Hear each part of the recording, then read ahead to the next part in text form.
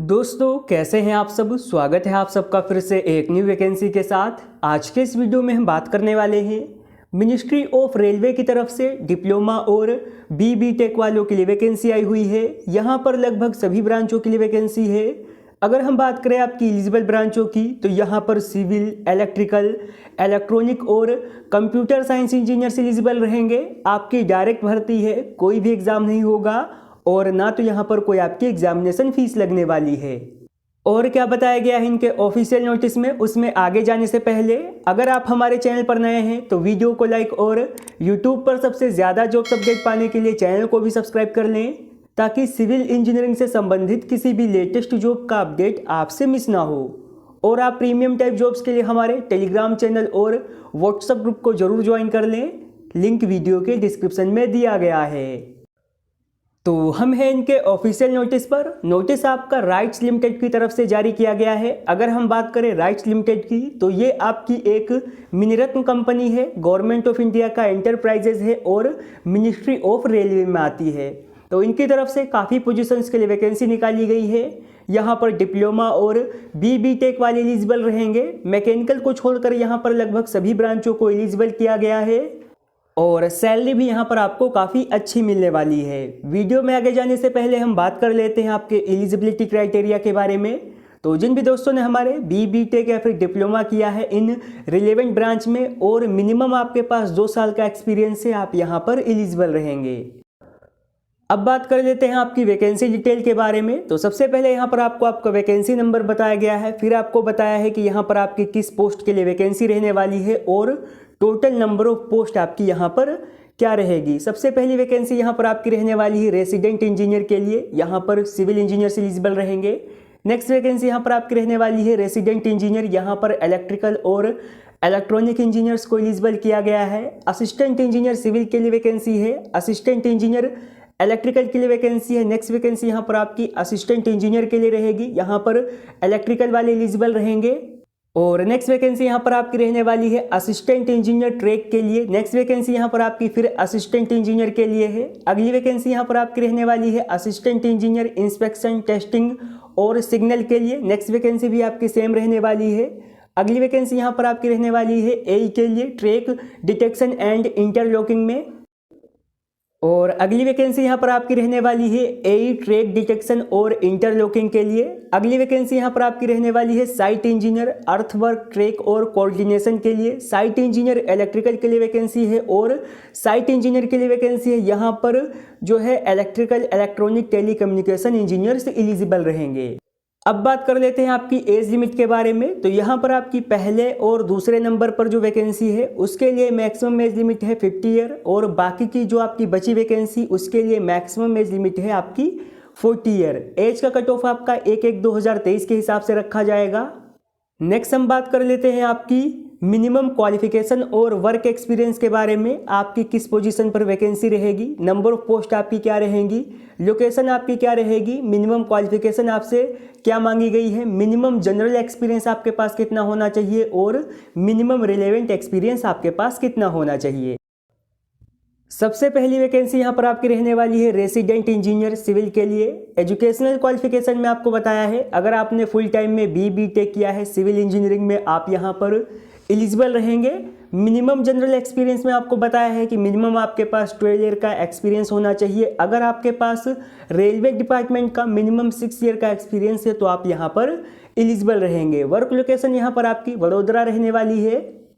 और next vacancy यहाँ पर आपकी रहने वाली है रेसिडेंट इंजीनियर के लिए, सिग्नलिंग एंड टेलीकॉम में आपकी वैकेंसी है। एजुकेशनल क्वालिफिकेशन में आपको बताया है अगर आपने बी टेक किया है electronic and telecommunication, triple computer science या फिर आईटी इंजीनियरिंग में आप यहाँ पर एलिजिबल रहेंगे। मिनिमम आपसे यहाँ पर 6 ईयर का एक्सपीरियंस मांगा गया है। वर्क लोकेशन यहाँ पर आपकी वडोदरा रहेगी। और अगली वैकेंसी यहाँ पर आपकी रहने वाली है असिस्टेंट इंजीनियर सेफ्टी सिविल के लिए। यहाँ पर आपसे बी टेक या फिर डिप्लोमा मांगा गया है सिविल इंजीनियरिंग में। वर्क लोकेशन यहाँ पर आपकी रहेगी दिल्ली। अगर आपने बी टेक किया है और मिनिमम आपके पास 3 साल का वर्क एक्सपीरियंस है आप यहाँ पर अप्लाई कर सकते हैं और डिप्लोमा वालों से मिनिमम यहाँ पर 6 ईयर का वर्क एक्सपीरियंस मांगा गया है। और अगली वैकेंसी यहाँ पर आपकी रहने वाली है असिस्टेंट इंजीनियर सेफ्टी इलेक्ट्रिकल के लिए। एजुकेशनल क्वालिफिकेशन में आपको बताया है, अगर आपने बी.टेक या फिर डिप्लोमा किया है इलेक्ट्रिकल ट्रिपल या इसके अलाइड में आपकी जो भी ब्रांचें आती हैं, अगर आपने इनसे बी.टेक या फिर डिप्लोमा किया है तो आप यहाँ पर एलिजिबल रहेंगे। डिप्लोमा वालों से 6 और डिग्री वालों से मिनिमम यहाँ पर 3 ईयर का वर्क एक्सपीरियंस मांगा गया है। और अगली वैकेंसी यहाँ पर आपकी रहने वाली है असिस्टेंट इंजीनियर ट्रैक के लिए। एजुकेशनल क्वालिफिकेशन में यहाँ पर आपसे फुल टाइम में बी.टेक और डिप्लोमा मांगा गया है सिविल इंजीनियरिंग में। मिनिमम आपके पास 3 और 6 साल का वर्क एक्सपीरियंस है, आप यहाँ पर एलिजिबल रहेंगे। वर्क लोकेशन यहाँ पर आपकी अहमदाबाद, बड़ोदरा और वापी रहने वाली है। और अगली वैकेंसी यहाँ पर आपकी रहने वाली है असिस्टेंट इंजीनियर के लिए। यहाँ पर आपसे फुल टाइम में बी.टेक और डिप्लोमा मांगा गया है इलेक्ट्रिकल ट्रिपल पावर सप्लाई या फिर इसके अलाइड में आपकी जो भी ब्रांचें आती हैं, अगर आपने इनसे बी.टेक और डिप्लोमा किया है तो आप यहाँ पर एलिजिबल रहेंगे। नेक्स्ट वैकेंसी यहाँ पर आपकी रहने वाली है असिस्टेंट इंजीनियर इंस्पेक्शन के लिए। यहाँ पर भी आपसे फुल टाइम में बी.टेक और डिप्लोमा मांगा गया है electronic and telecommunication, electronic and communication triple instrumentation engineering, computer science या फिर IT इंजीनियरिंग के अलाइड में आपकी जो भी ब्रांचें आती हैं, अगर आपने इनसे बी.टेक या फिर डिप्लोमा किया है तो आप यहाँ पर एलिजिबल रहेंगे। और अगली पोस्ट यहाँ पर आपकी रहने वाली है असिस्टेंट इंजीनियर के लिए। डिपार्टमेंट आपका है इंस्पेक्शन, टेस्टिंग, कम्युनिकेशन और टेलीकॉम। एजुकेशनल क्वालिफिकेशन में यहाँ पर आपको बताया है, अगर आपने फुल टाइम में बी.टेक या फिर डिप्लोमा किया है electronic and telecommunication, electronic and communication triple instrumentation, computer science या फिर IT इंजीनियरिंग में, और मिनिमम आपके पास इतना वर्क एक्सपीरियंस है, आप यहाँ पर एलिजिबल रहेंगे। और नेक्स्ट वैकेंसी यहाँ पर आपकी रहने वाली है असिस्टेंट इंजीनियर ट्रैक डिटेक्शन के लिए। यहाँ पर भी आपसे बी.टेक और डिप्लोमा मांगा गया है इन एलाइड ब्रांचों में। अगर आपने इनमें बी.टेक या फिर डिप्लोमा किया है तो आप यहाँ पर एलिजिबल रहेंगे। और लास्ट वैकेंसी यहाँ पर आपकी रहने वाली है साइट इंजीनियर के लिए। यहाँ पर आपसे फुल टाइम में बी.टेक और डिप्लोमा मांगा गया है सिविल इंजीनियरिंग में, और मिनिमम आपके पास 2 साल का वर्क एक्सपीरियंस होना चाहिए। तो जिन भी दोस्तों ने हमारे बी.टेक या फिर डिप्लोमा किया है इन एलिजिबल ब्रांचों में और मिनिमम आपके पास इतना वर्क एक्सपीरियंस है, अगर आप इसके लिए इंटरेस्टेड होते हैं, एलिजिबल होते हैं, आप यहाँ पर ज़रूर अप्लाई करिए। और अगली वैकेंसी यहाँ पर आपकी रहने वाली है साइट इंजीनियर सेफ्टी इलेक्ट्रिकल के लिए। यहाँ पर आपसे फुल टाइम में बी.टेक और डिप्लोमा मांगा गया है इन रिलेवेंट ब्रांचों में, और मिनिमम आपके पास 2 साल का वर्क एक्सपीरियंस है, आप यहाँ पर एलिजिबल रहेंगे। और लास्ट वैकेंसी यहाँ पर आपकी रहने वाली है साइट इंजीनियर के लिए। यहाँ पर भी आपसे फुल टाइम में बी.टेक और डिप्लोमा मांगा गया है electronic and telecommunication, electronic and communication triple instrumentation, computer science या फिर IT इंजीनियरिंग में, और मिनिमम आपके पास 2 साल का वर्क एक्सपीरियंस है, आप यहाँ पर एलिजिबल रहेंगे। और बी.टेक या फिर डिप्लोमा में मिनिमम आपके 60% मार्क होने चाहिए। बात कर लेते हैं आपके सिलेक्शन प्रोसेस के बारे में। तो सिलेक्शन प्रोसेस यहाँ पर आपका जो भी आपके पास एक्सपीरियंस है और इंटरव्यू में जैसी आपकी परफॉर्मेंस होगी उसके हिसाब से रहने वाला है। अब बात कर लेते हैं आपके पे लेवल के बारे में। तो यहाँ पर आपका approximate CTC 10 lakh per annum से लेकर 20.8 लाख पर एनम रहने वाला है, और इसी के साथ यहाँ पर आपको अदर अलाउंस भी प्रोवाइड किए जाएंगे।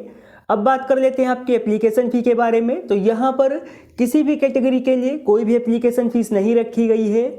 अब बात कर लेते हैं हाउ टू अप्लाई, आप इसके लिए अप्लाई कैसे कर सकते हैं। तो अप्लाई लिंक आपको नीचे डिस्क्रिप्शन बॉक्स में मिल जाएगा, आप वहां से जाकर अपना फॉर्म इजीली अप्लाई कर सकते हैं। और फॉर्म अप्लाई करते समय आपको किन किन डॉक्यूमेंट की ज़रूरत होगी, तो ये लिस्ट आपको यहाँ पर दी गई है।